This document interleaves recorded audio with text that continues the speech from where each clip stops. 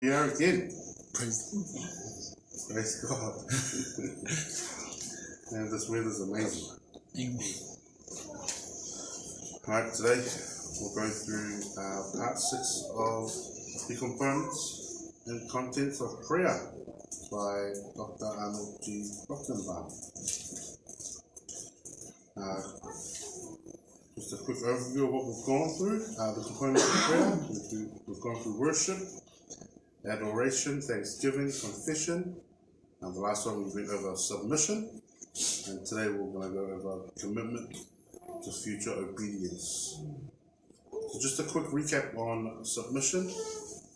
What is submission, or the more accurate question, what does it mean to submit? We know that the Greek word for submit was hupatasso, hupa meaning under, and tasso meaning to arrange.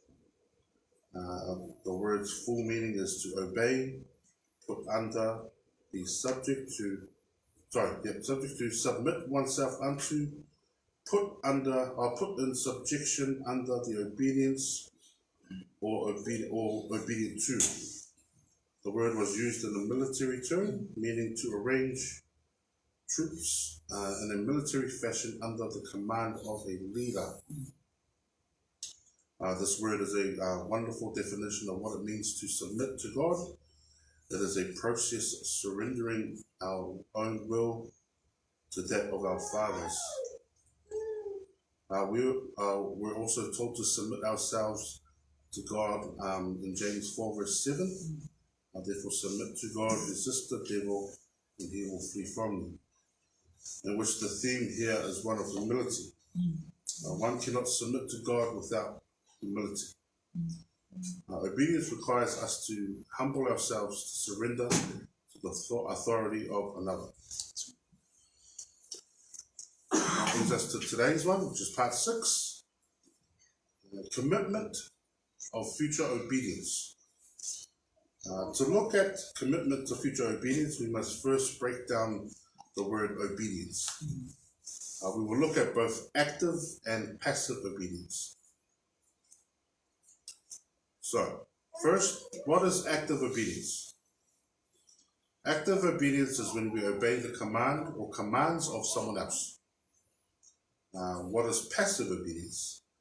Passive obedience is the total submission to another, even when harm or suffering may result.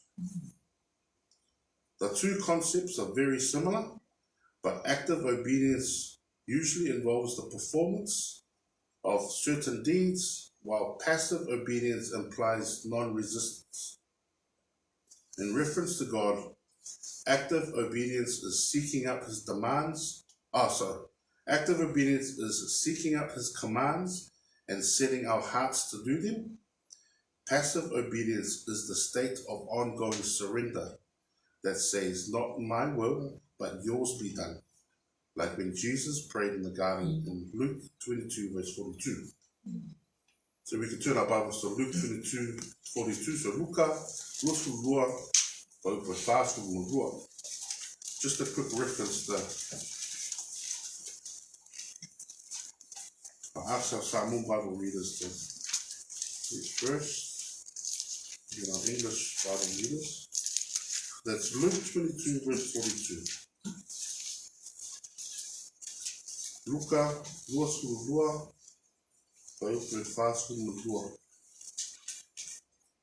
Samoan Bible readers.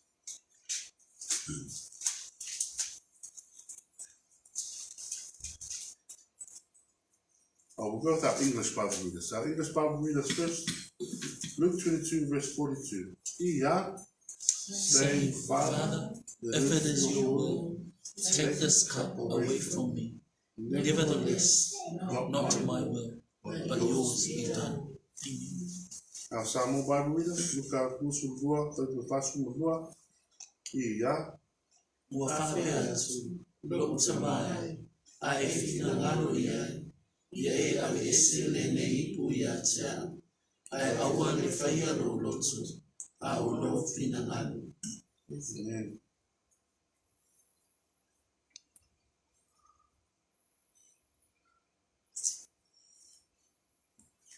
So God required active obedience of the Israelites in the Old Testament.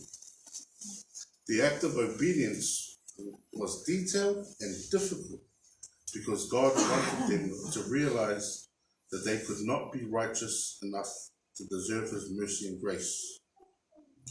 But through Jesus' act of obedience, he fulfilled the totality of the law's requirements. So we turn our Bibles to Matthew 5, verse 17. Mātaio 5:5.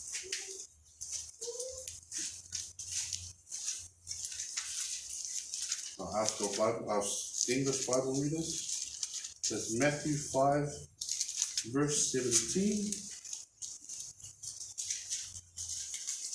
Our English Bibles. Yeah.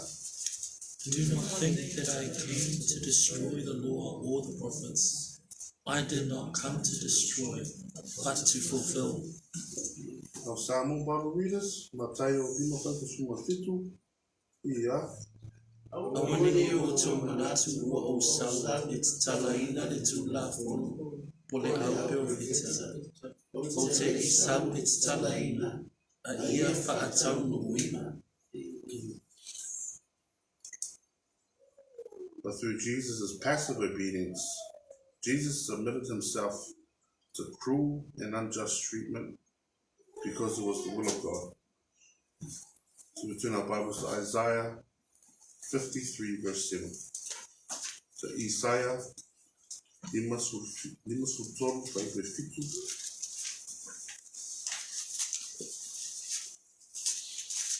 go to our English Bible readers. Isaiah 53, verse 7. He was oppressed, yet he opened not his mouth. He was led as a lamb to the slaughter, and as a sheep before his shearers is silent, so he opened not his mouth. Our Samoan Bible readers, Isaiah 53, Whaasawaina o ia, sa tinaina fōi o ia, ai le tautala mai o ia. E pei o le tamai māmoe ua taitaina ia whasia.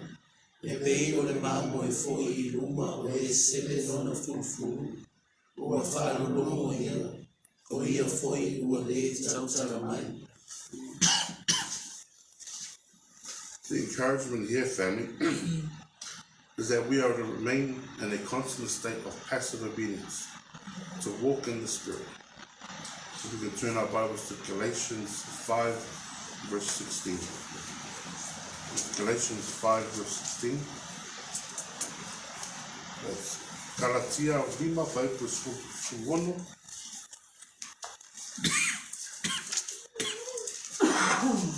Galatians 5, verse 16, our English Bible readers. Galatians 5, verse 16. Yeah. I say then, walk in the Spirit, and you shall not fulfill the lust of the flesh. Our Samoan Bible readers. Galatia 5, verse 1. Yeah. O te whai atu, ia o tō samabali I nāne ngā. Mona le whaia le o tō le tūna nau o tina. All believers have the presence of the indwelling Holy Spirit as the personal power for living to please God. The Greek translation for the word walk is peripatio, which means to make one's way or to progress, to make due use of opportunities. The form of the Greek verb translated walk indicates a continuous action or a habitual lifestyle. Walking also implies progress as a believer, submits to the Spirit control that is response and obedience to simple commands of Scripture. The flesh in this passage is not simply the physical body, but indicates the mind, will, and emotions, which we are all subject to sin.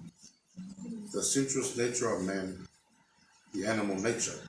It refers to general in our unredeemed humanness. However, passive obedience is only half the responsibility of a believer. God has specific commands he wants us to obey, and many of them are contrary to what we would naturally choose. Jesus told us that in order to follow him, we must deny ourselves and take up our cross in Luke 9 verse 23. So Luka iwa focus ruosu tomu. Ask our Samoan Bible readers today. Luka iwa focus ruosu tomu. Luka iwa focus ruosu tomu is a famous passage. Ia Ufetala ya tulia itamata uma. Apia muli mai se tasia tea. Awale usustai olia ya tea. Aya abe e ia lona sataru ya sofaiso. Ile muli mai ya tea. But our English Bible readers, Ia, then he said to them all, if anyone desires to come after me, let him deny himself and take up his cross daily and follow me. Those are actions. Among other things, we are told not to be drunk with wine, but be filled with the Holy Spirit in Ephesians 5 verse 18. We are told to flee sexual immorality in 1 Corinthians 6 verse 18. Love one another in 1 Peter 1:22, and pursue holiness in Hebrews 12:13. Those commands all require active obedience. 1 Thessalonians 5:12-22 is a list of commands from Apostle Paul to the Church of Thessalonica that demonstrates that the Christian life requires performing certain actions.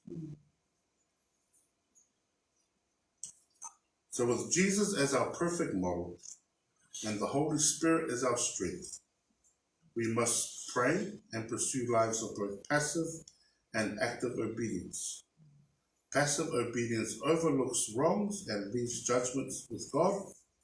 Active obedience seeks ways to do good and avoid evil. When we live this way, we glorify our Father in heaven.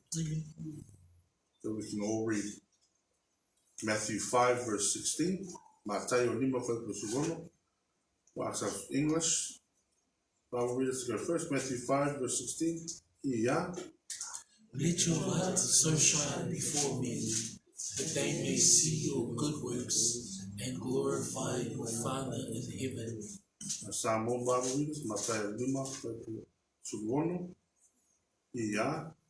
Ia whaia ona pula turo o tō mana nama i roka o tamata. Ina ia rātou i roa rātou tō wāni o nene. Rātou te vivi atu ai i roa o tō tamā o i lani. Amen. That brings us to the end of our study. I'll close us off with a word of prayer, and I'll hand it over to Tamara. Let us pray. Dear Lord, we thank you again for just the opportunity for us to gather here openly and freely, Lord, to worship and glorify you, Lord, and to go through your word, Lord. And we thank you again for the rain, Lord, and we thank you for your protection and your guidance and your love, Lord. We say this in Jesus' name. Amen. Amen.